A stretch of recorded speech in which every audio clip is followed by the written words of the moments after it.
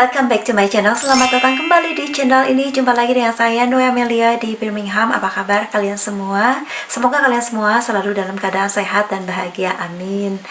Yang baru bergabung di channel ini, selamat datang. Channel ini akan ngebahas seputaran kawin campur atau pernikahan beda negara dan bagaimana sih kehidupan di luar negeri. So, kali ini saya akan bahas beberapa kendala-kendala yang kebanyakan terjadi dalam melakukan pendekatan dengan pria bule dan bagaimana cara mengatasinya. Oke, kita langsung lihat apa aja sih kendala-kendala yang biasanya terjadi ketika kita melakukan pendekatan dengan pria bule dan bagaimana mengatasinya.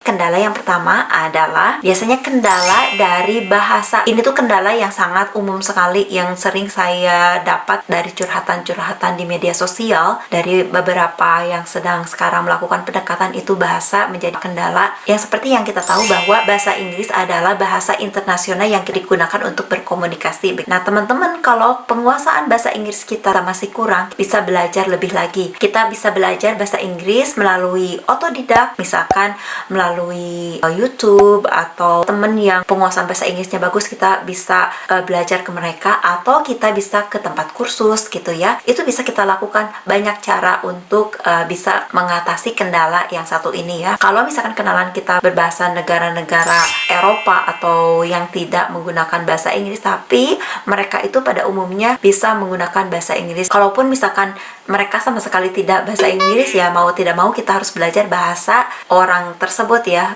bule tersebut gitu, dari negaranya, atau kita rayu mereka untuk mereka belajar bahasa Indonesia, jadi kita bisa berkomunikasi dengan baik bahasa ini. Walaupun nantinya si bule bilang nggak apa-apa, tapi itu yang akan jadi kendalanya adalah komunikasi yang nanti sering misunderstanding atau jadi banyak kesalahpahaman. Jadi sebelum lebih lanjut lagi, sebaiknya kita bersiap-siap. Jadi itu dari kendala bahasa, kita harus mau belajar untuk menguasai bahasa tersebut. Kemudian yang kedua itu biasanya kendala mengenai keyakinan atau agama. Karena kan kita tidak bisa memaksakan keyakinan seseorang untuk mengikuti keyakinan kita. Nah, untuk ini balik lagi prinsip diri sendiri.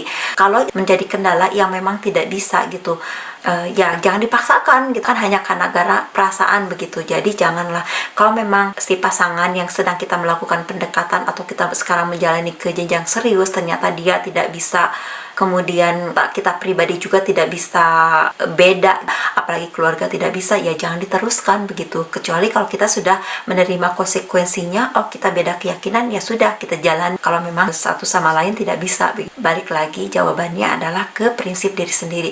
Kalau saya dulu pribadi, memang saya tidak bisa melakukan pernikahan beda keyakinan, bukan karena keluarga saya tidak menyetujui, bukan itu, tapi pribadi saya sendiri gitu. Jadi saya waktu dulu kalau tidak satu keyakinan, saya tidak akan menikah gitu. Jadi harus satu keyakinan walaupun kita masih belajar sama-sama. Terus ketiga kendalanya yang sering terjadi itu pekerjaan. Pekerjaan itu sangat penting sekali. Pekerjaan pasangan kita itu sangat penting, karena itu adalah tolak ukur ketika nanti kita akan berumah tangga gitu.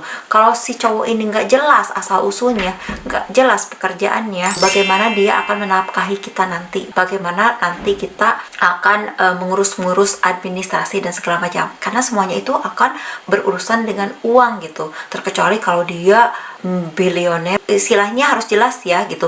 Kalau kita tidak jelas, itu akan ribet ke depannya. Apalagi kalau misalkan dia sama sekali nggak punya pekerjaan, hanya karena gantengnya aja, hanya karena dia gombal seperti itu, aduh jangan deh gitu. Kita tuh sebagai perempuan, apalagi kalau kita mau dibawa ke luar negeri gitu ya teman-teman, itu harus kalian pikirkan kemapanan finansial pasangan kita. Itu harus dipikirkan, karena jujur sekali dalam birokrasi apapun, bukan kita nanti mau dipalak ya atau gimana gitu, bukan, tapi memang untuk menikah dengan orang luar itu tidak mudah dari segi birokrasi dan finansialnya juga, karena biayanya nggak murah teman-teman gitu. Apalagi nanti kalau kalian dibawa itu ke luar negeri, itu ada visa, biayanya juga mahal, visa nanti ada extend visa, nanti kalian juga ada ujian-ujian, nanti kalian juga ada permanent resident, ada banyak lagi hal-hal ya yang harus kita pikirkan begitu.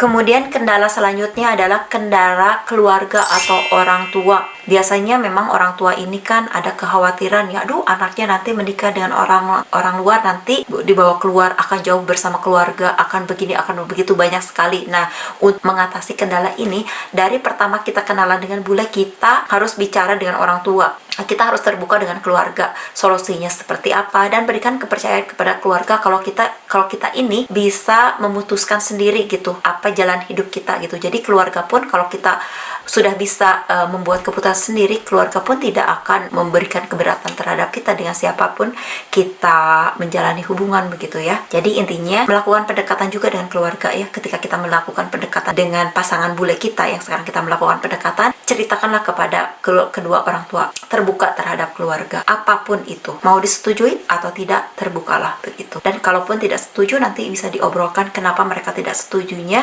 dan kita kasih pandangan ke mereka kenapa kita kekeh sama bule ini begitu ya teman-teman ya. Kemudian nextnya adalah kendala usia. Ini banyak nih yang mengeluhkan, aduh teh saya beda usia 15 tahun, aduh teh saya beda usia 20 tahun, aduh teh saya usianya 10 tahun lebih tua nanti. Terus ada juga yang aduh teh 25 tahun, banyak sekali dinyinyirin ke kayak kakeknya, kayak bapaknya, kayak ininya, dan segala macam banyak lagi ya. Ini jadi malu katanya nanti gimana. Kalau menurut saya adalah usia itu tidak jadi masalah. Saya aja dengan suami adalah beda 22 tahun.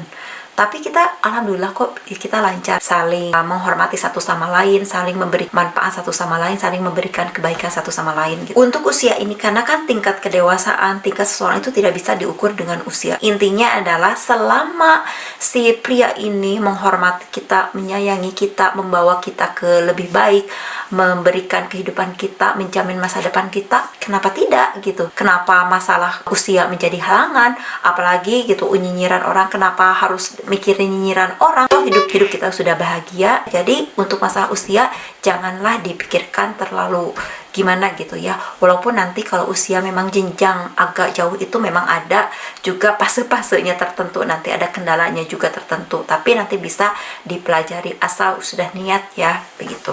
Kemudian nextnya adalah kendala kebiasaan. Kebiasaan itu apa sih? Jadi ada beberapa ladies yang curhat kepada saya. Salah satu kendala ini adalah dia itu pernah ketahuan selingkuh 2 kali. Dia akan berjanji akan berubah. Terus ada juga yang temperamental, pendekatan tapi sering bentak-bentak, sering marah-marahan gitu. Terus ada juga yang kebiasaan cemburuan yang terlalu berlebihan, itu juga ada. Terus ada juga yang terlalu posesif juga ada begitu. Nah, kendala-kendala kebiasaan-kebiasaan yang dilakukan oleh pasangan kita, apakah kita sudah bisa menerima? Kita tuh tidak bisa merubah seseorang, balik lagi ke diri kita. Kalian itu yang merasakan. Prinsip saya pribadi, selama hubungan, kalau sudah ketahuan dia selingkuh atau bermain perempuan lain, saya tidak akan lanjutkan. Kalau kebiasaan kayak marah-marah itu nanti mungkin bisa diredam dengan keadaan kita tahu marahnya dia itu kenapa. Terus kayak dia temperamen itu kita tinggal tahu aja historinya dia di belakang, apa mungkin dia ada sesuatu dengan keluarganya atau gimana, kita tidak tahu. Itu bisa kita pelajari. Tapi kalau yang namanya habit, apalagi udah 2 kali ketahuan selingkuh, kalau saya tidak akan melanjutkan hubungan itu. Untuk kendala kebiasaan ya, bisa kalian pilih-pilih gitu, berapa persen kebaikan yang dia berikan, berapa persen keburukan yang dia pengaruhi terhadap kita atau yang kita dapat dari dia begitu.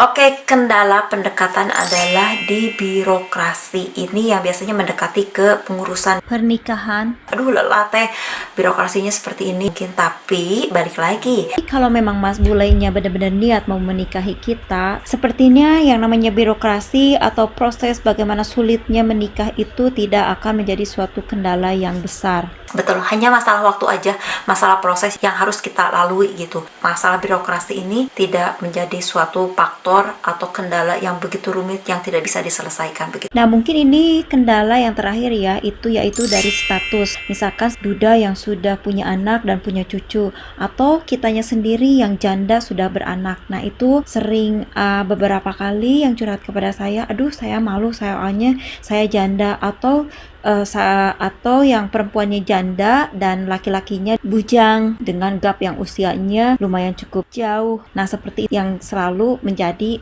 pemikiran. Tapi itu balik lagi ke pribadi masing-masing ya. Kalau yang namanya hubungan, kalau memang itu sudah merasa cocok dan bisa menerima satu sama lain dengan statusnya baik itu mau duda atau janda, menurut saya itu bukan kendala yang besar ya.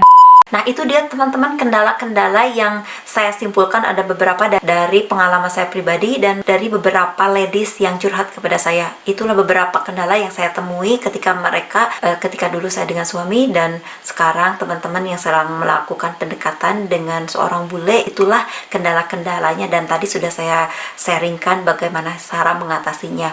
Untuk solusi mengatasinya tadi bisa kalian ambil dari yang saya tadi sampaikan, bisa juga kalian abaikan, itu tidak jadi masalah. Tadi beberapa kendala yang dihadapi itu tidak menjadi halangan untuk kita berhubungan dengan pria bule. Begitu teman-teman, semoga videonya bermanfaat. Seperti biasa, jika kalian suka dengan videonya, jangan lupa like-nya dan silakan berkomentar di kolom komentar dan jangan lupa share ke media sosial yang kalian punya. Terima kasih banyak, kita ketemu lagi di video berikutnya.